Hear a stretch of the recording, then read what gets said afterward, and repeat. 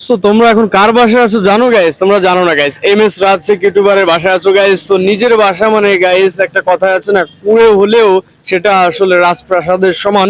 আর এখন হচ্ছে সকালবেলায় আমি রেডি হচ্ছি ডিউটিতে যাওয়ার জন্য গাইস। সো রেডি হয়ে চটপট করে চলে আসলাম। মা নাস্তা বানাইছে গাইস, পরোটা চা গাইস। এটা আমার খুবই ফেভারিট একটা নাস্তা গাইস। সো মাকে অনেক বেশি ধন্যবাদ গাইস। তো মাকে ধন্যবাদ দিয়ে তো আসলে হয় না গাইস, মায়ের ঋণ কোনো দিনই শোধ করা যাবে না। কারণ সকালবেলায় সে উঠে, ফজরের পর উঠে নামাজ পড়ে, তারপর ফ্রেশ হয়, ঘর ঝাড়ু দেয়, তারপর দেন রান্না বাড়া করে, তারপর যে নাস্তা বানায়, এটা অনেক কিছু গাইস। সো বেরিয়ে পড়লাম আমরা রোডে, দেখতেই পারতেছো ইতিমধ্যে আমরা রোডে আছি গাইস। সো তারপর আর কি রূপসাঘাটে চলে আসলাম গাইস। আর রূপসাঘাটের ভিউ তোমরা দেখতেছো গাইস লাইভ আমার ভিডিওতে গাইস। সো এখানে লোকেশনটা কিন্তু সকালবেলায় আসলে অনেক বেশি সুন্দর হয় গাইস। তো যার কারণে এগুলো আমি ক্যামেরা বন্দি করে নিলাম। আর এখন হচ্ছে অলমোস্ট সব কাজ কাম মোটামুটি গোছাই ফেলছি, অল্প কিছু কাজ বাকি আছে, সেগুলা এই যে ডেস্কের পরে রয়েছে। সো এইগুলা একটু সেট আপ করেই গাইস একটু চা খেতে যাব বা একটু রিল্যাক্স হবো গাইস। সো এখন এগুলা দ্রুত করে ভাঁজ দিয়ে নেই। আর গাইস অলমোস্ট কিন্তু কয়েকটা বছর কেটে গেল এই কাপড়ের লাইনে গাইস।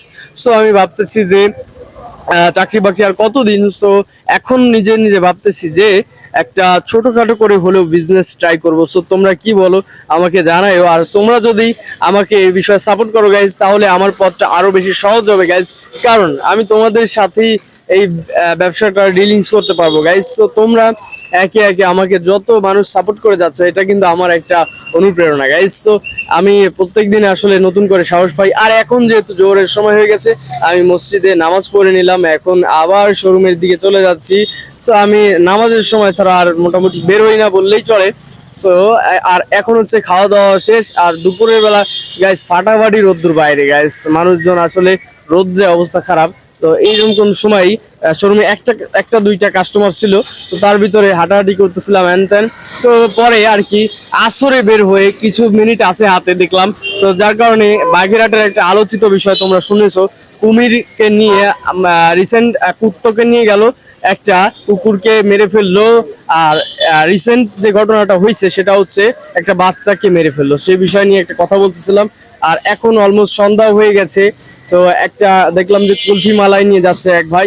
তো তার কাছ থেকে কুলফি মালাই খেলাম এবং অজু করতে এসে ভাবলাম যে না, একটা মোটিভেশনাল ভিডিওস বানানো যাক। সো এই সময় আমি ক্যামেরাটা অন করে একটা মোটিভেশনাল ভিডিওস বানালাম যে আসলে বন্ডামি করে মাজারে গিয়ে লাভ নাই, মুরগি টুরগি খেতে দিয়ে অজু করেন, পবিত্রতা অর্জন করেন এবং নামাজ পড়েন, যা চাহিদা আল্লাহ তাআলার কাছে চান, অযথা বন্ডামি করে লাভ নাই।